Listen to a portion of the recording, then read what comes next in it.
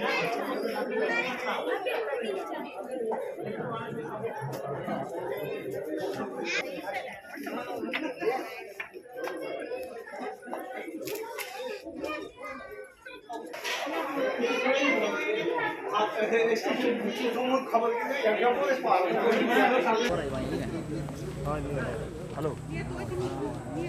नमस्कार नमस्कार हाँ वही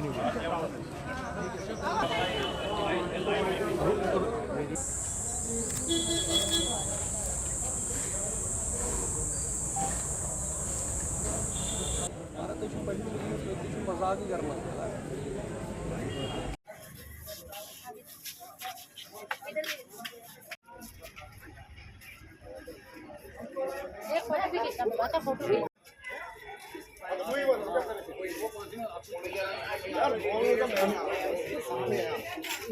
एक्सेलशियर न्यूज में आप सभी का स्वागत है। मैं हूं रितेश गुप्ता। दर्शकों, जैसे कि हम सब जानते हैं कि 6th फेज के चुनाव चल रहे हैं और अनंतनाग राजौरी पर जो है आज वोट कास्ट किया जा रहा है।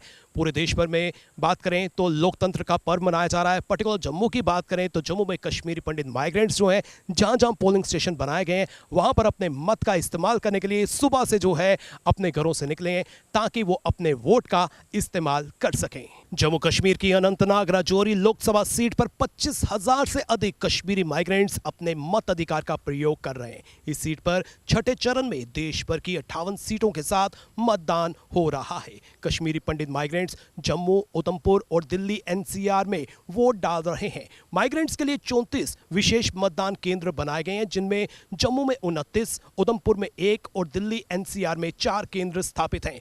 इस वक्त जो आप तस्वीरें देख रहे हैं ये चिनौर से हम आपको दिखाने की कोशिश कर रहे हैं, जहां पर वोटर्स अपने मत का इस्तेमाल कर रहे हैं।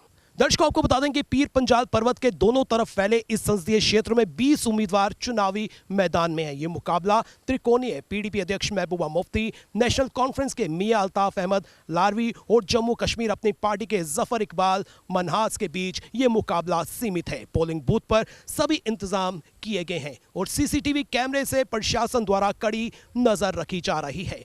अनंतनाग राजौरी सीट पर करीब 19 लाख मतदाता वोट दे रहे हैं, जिनमें से 25,000 से अधिक कश्मीरी पंडित माइग्रेंट्स का वोट है। आपको यह भी बता दें कि अनंतनाग राजौरी लोकसभा सीट पर चुनाव पहले तीसरे चरण में 7 मई को होने थे, लेकिन इसे 25 मई के लिए स्थगित कर दिया गया और फाइनली आज 6th फेज के चुनाव में इस सीट पर चुनाव हो रहे हैं।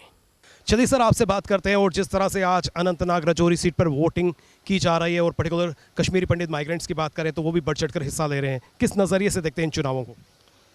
सर, सबसे पहले तो आपका बहुत शुक्रिया, आपने हमें बुलाया और बातचीत करने के लिए।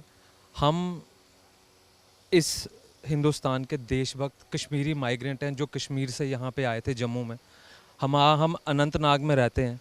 हम आज यहाँ पे वोट कास्ट करने आए हैं इतनी गर्मी में, क्योंकि ये हमारी रिस्पॉन्सिबिलिटी बनती है कि हम आके वोट कास्ट करें और एक अच्छा लीडर हम चुनें ताकि हमारे जितने भी मसले हैं वो सब हल हो सकें। जैसे हम माइग्रेंट होके यहाँ पे आए, हमें रिलीफ मिले, हमारा जो डिस्ट्रिक्ट है अनंतनाग वो प्रॉस्पर हो ताकि हम वापस रिहैबिलिटेट वहाँ पे हो सकें। इसलिए हम आए हैं, लंबी लंबी कतारें हैं, तब भी आए हैं हम इतनी गर्मी में कि हम वोट कास्ट करके हम अपनी डिस्ट्रिक्ट को प्रोग्रेस पे ला सकें।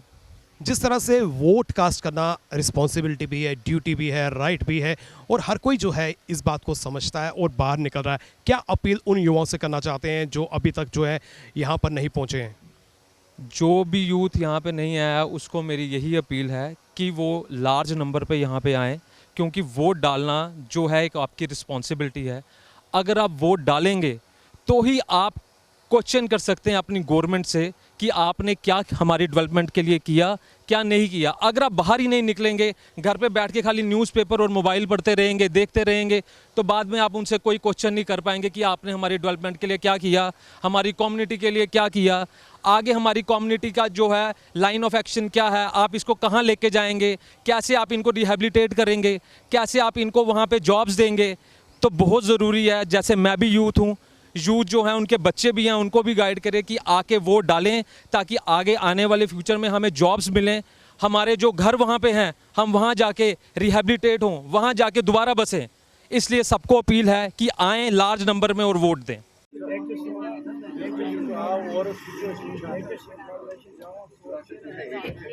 चल कंफर्म हो जाएगा।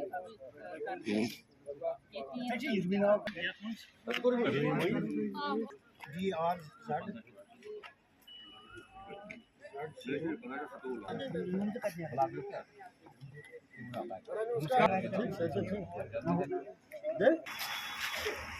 यार मेरा फोटो आगे लगा दो देखो तो जाओ ना।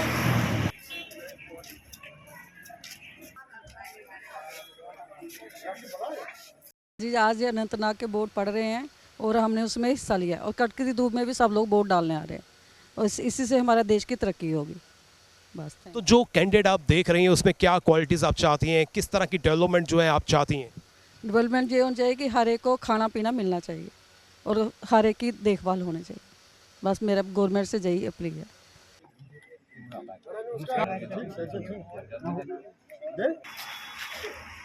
यार मेरा फोटो आगे लगा दो देखो तो जाओ ना।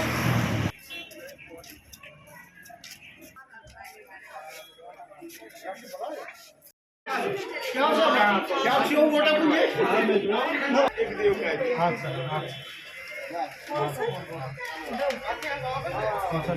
सर अनंतनाग सीट के लिए आज चुनाव हो रहे हैं, इन चुनावों को किस नज़रिए से देखते हैं और किस बदलाव की उम्मीद रखते हैं? सर सबसे पहले तो हम बदलाव की उम्मीद रखते हैं, क्योंकि आपको जैसे पता है अभी हमारा खासकर जे.एंड.के काफ़ी देर से डिस्टर्ब रहा है। अब कुछ थोड़ा बहुत माहौल ठीक हुआ है। हम इलेक्शन इसलिए ज़रूरी कराना चाहते थे कि हम अपनी मर्ज़ी का नुमाइंदा सेंटर में भेजें और हमारी जो आवाज़ जो है वो वहाँ तक पहुँचाए, हमारी जो परेशानी हैं, हमारी जो दिक्कत है वो वहाँ तक पहुँचाए और हमारे मसले जो हल करे। इसलिए इलेक्शन बड़ी ज़रूरी थी, इसलिए हम ये इलेक्शन डालने आए हैं कि हमारे पसंद का नुमाइंदा और जो ईमानदार हो, बिना दाग के हो और जो काम करने वाला हो अपनी कॉन्स्टिट्यूंसी के लिए, अपने जम्मू कश्मीर के लिए, अपने लोगों के लिए के हित के बारे में सोचने वाला हो और अच्छे काम करने वाला हो, ईमानदार हो, और उसको हम सेंटर में भेजें और हमारी आवाज़ जो है, हमारी तकलीफ़ें जो है, हमारी मुश्किलें जो है वो वहाँ तक पहुँचाए और हमारा हल निकालें। जैसे कि 20 उम्मीदवार मैदान में, आपको लगता है इनमें से जो भी जीत कर आएगा, जिसको आपने वोट दिया है, वो आपकी मुश्किलातों का हल ज़रूर निकालेगा? हमें देखो जी, उम्मीद पर दुनिया कायम है। हमने तो अपनी उम्मीद से ही उसको वोट डाला है भाई ये हमारी उम्मीदों पर पूरा उतरेगा और इसीलिए हमने उसका वोट डाला है। आगे ऊपर वाले की मर्ज़ी है, अब उन्होंने क्या किया है, कैसे किया है, पीछे क्या किया है वो तो हम नहीं जानते, लेकिन जो हमारा दिल मानता था कि ये आदमी हमारी आवाज़ जो है हमें सेंटर तक पहुँचाएगी, हमारे मसले हल करेगी, हमारी आवाज़ सुनेगी।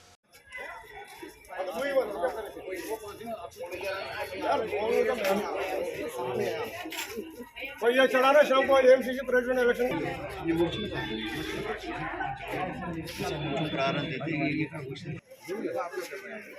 आपका वोट है, आपका वोट है।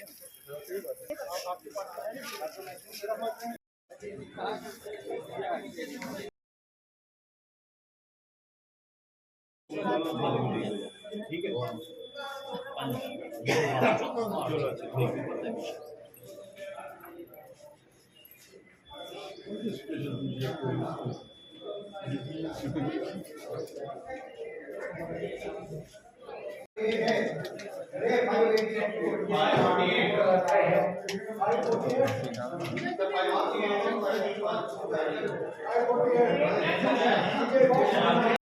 सर जिस तरह से अनंतनाग सीट पर जो है आज वोटिंग की जा रही है और पर्टिकुलर कश्मीरी पंडित माइग्रेंट्स की बात करें, 6th फेज़ के चुनाव हैं, हर फेज़ पर जो है उन्होंने बढ़ चढ़कर हिस्सा लिया, क्या कहना चाहते हैं इन चुनावों को लेकर? आपकी बात बिल्कुल सही है कि इस बार हमने बढ़ चढ़ के हिस्सा ले लिया। कारण कि आसानियत, सहूलियत जो इस विभाग ने रखी है, जो इलेक्शन कमीशन ने रखी है, खासकर शुक्रगुजार रिलीफ कमिश्नर साहब का, जिन्होंने एक इनिशिएटिव ले लिया ऐसा कि जो एम फार्म की प्रक्रिया उसको ख़त्म कर दिया है, जिसकी वजह से हमारा वोट डालना बहुत मुश्किल होता था। अब एम फार्म ख़त्म हो गया तो आप देख रहे हैं 3 फेज़ें देखिए। पहले फेज़ में थोड़ा सा कुछ मैनेजमेंट का प्रॉब्लम हो, मगर उसके बाद जो दूसरा और आज का है, बढ़ चढ़ के आ रहे हैं और हिस्सा ले रहे हैं, अपनी बारी का इंतज़ार कर रहे हैं। और वोट डालना जो हमारा एक डेमोक्रेटिक राइट है, वोट से ही हमारी आवाज़ जाएगी। ये हमें मान्य नहीं करता किसको डाला, कैसे डाला है, क्यों डाला। वोट डालना हमारा फ़र्ज़ है, वोट डालना मेरा एक फंडामेंटल राइट है, ड्यूटी है मेरी। इसीलिए हम आज उठे, सवेरे से गए और हम ये वोट डाल के आए कहते हैं। तो किस बदलाव की आप उम्मीद करते हैं इन चुनावों से?